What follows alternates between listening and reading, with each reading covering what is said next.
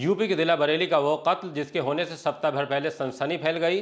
Police की image खराब हुई। एसएसपी को थाना शाही के इंस्पेक्टर और दुमका चौकी इंचार्ज को लाइन हाजिर करना पड़ा। उसी कत्ल का चौंकाने वाला राज फाश हो गया है। हेमलता को बदमाशों ने नहीं बल्कि उस शख्स ने मौत के घाट उतारा जिसके साथ उसका जन जन का रिश्ता जुड़ा था। आदाब, नमस्कार, मैं वसीम अख्तर और आप देख रहे हैं द लीडर हिंदी। गुजरी 14 मई को जब शाम ढलने के बाद आसमान पर अंधेरा छाने लगा तो शाही थाने के इलाके से ऐसी खबर आई जिसने पुलिस महकमे में खलबली मचा दी। सूचना मिली कि बदमाशों ने पति के साथ मायके से ससुराल जा रही पत्नी को लूटने के बाद गोली मारकर उसका कत्ल कर दिया है। उसका पति घायल है जो अस्पताल में भर्ती है। इस बड़ी वारदात के विरोध में ग्रामीणों ने दुमका चौकी घेरने के बाद मार्ग पर जाम लगा दिया था। मुख्यालय से अफसर और थाने से फोर्स दुमका की तरफ दौड़ पड़ा। ग्रामीणों को समझाकर जाम खुलवाने में रात हो गई। तब घंटों बाद वारदात को खोलने के लिए पुलिस तफ्तीश शुरू कर सकी। मलसाखेड़ा गांव की रहने वाली हेमलता को 2 गोलियां लगी थीं। उसके पति राजकुमार निवासी वीरपुर को खरोंच तक नहीं आई। इस कत्ल के राजफाश से पहले आप घटना वाले दिन राजकुमार को सुनिए कि उसने किस तरह पुलिस के साथ गांव वालों को भी गुमराह किया था। उसके बाद आपको कत्ल और उसके होने का पूरा तरीका बताएंगे। मेरा नाम राजकुमार है। मैं ग्राम मकैनी वीरपुर रहता हूँ। मैं अपने ससुराल से अपनी बाइक को लिवा के ला रहा था। करीब 6 बजे के बाद वहाँ से हम चले थे। 6 बजे के टाइम होता होगा आसपास। वहाँ से आ रहे थे। आते आते दुमका करीब हम आगे होंगे। दुमका आए थे और वहाँ पर मेरी बाइक बोली कि चूड़ी पहनेंगे। तो वो चूड़ी पहनने लगी दुकान पे। चूड़ी पहन के हमें थोड़ा सा लेट हो गए थे। थोड़ा मतलब अंधेरा सा हो गया था थोड़ा। तो हम आ रहे थे तो रास्ते में हमें जो पुलिया पड़ती है, हमारे गांव की मेन पुलिया है, वहीं पे घेर लिया था। वहाँ से तो 2 लोग लगे थे पकड़ के हमें घेर के। उन पर गन भी थी। और अंदर जाके मतलब जो कच्चा रास्ता रहा, लोकल रास्ता, वहाँ पर 4 लोग और थे। और उनने सब माल छीना। माल छीनने के बाद वो बदतमीजी करने लगे मेरे भाई के साथ। बदतमीजी करने लगे। मैंने उनका हाथ पकड़ के मतलब एक बंदे का झटक दिया। इतने में वो मतलब खौर खा गया, गुस्सा हो गया। दूसरे बार से बोला मार के गोली।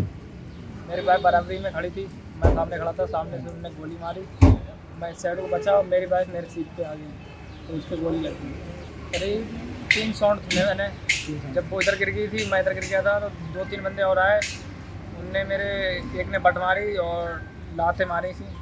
ठीक है। उसके बाद मतलब हाथ से पकड़ के नहीं मारे, लाते मारे थे। मुझे मौका मिला, मैं तुरंत भाग गया। भागने के बाद मैं ऐसे 20 मीटर भागा हूँ तब एक फायर हुआ था। उसके बाद थोड़ी दूर करीब और भागा था मैं, फिर हुई 3 फायर हुए थे। अब ये पता नहीं, मैंने एक फायर देखा था, 2 फायर किस पे किए थे, मुझ पे किए थे या उस पे किए थे।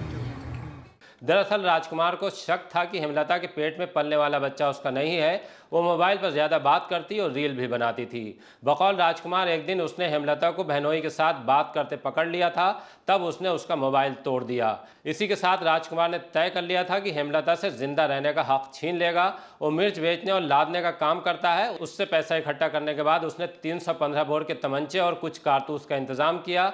कत्ल के बाद शक उस पर नहीं आए, इसलिए हेमलता को 3 दिन पहले रिश्तेदारी में घुमाने के लिए ले गया। गर्द यह कि राजकुमार ने दिखाने की हर चंद कोशिश की कि वो अपनी पत्नी का बहुत ज़्यादा ख्याल रखता है। वारदात वाले दिन ससुराल से हेमलता को विदा कराकर ले जाते वक्त उसने बाइक कच्चे रास्ते पर उतार दी। गांव की पुलिया से थोड़ा आगे ले जाकर हेमलता से एक बार फिर पूछा कि पेट में पलने वाला ये बच्चा किसका है। इस बात पर दोनों में तीखी बहस हुई। पुलिस के मुताबिक राजकुमार ने बाइक की डिग्गी से तमंचा निकाला जिसे पहले से लोड कर लिया था। पहली गोली सीने पर मारी और जब हेमलता गिर गई तो दूसरी गोली उसकी गर्दन से सटाकर चला दी।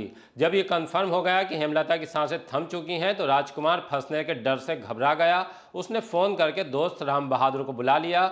उसके सामने रोया, गिड़गिड़ाया कि दोस्त मुझे बचा ले। तब वारदात को लूट कर रंग दिया गया। तमंचा, खोखे, कारतूस मौके वारदात से थोड़ी दूर लिप्टिस के पेड़ के नीचे छुपा दिए। यही वजह रही कि नोएडा से स्पेशल टीम बुलाने के बाद भी वो पुलिस को नहीं मिल पाए। राजकुमार और उसके दोस्त से यहाँ एक बड़ी चूक हो गई, वो ये कि बदमाशों के वारदात को अंजाम देने के दौरान राजकुमार के खरोंच तक नहीं आना पुलिस के साथ ग्रामीणों को भी शक में डाल गया।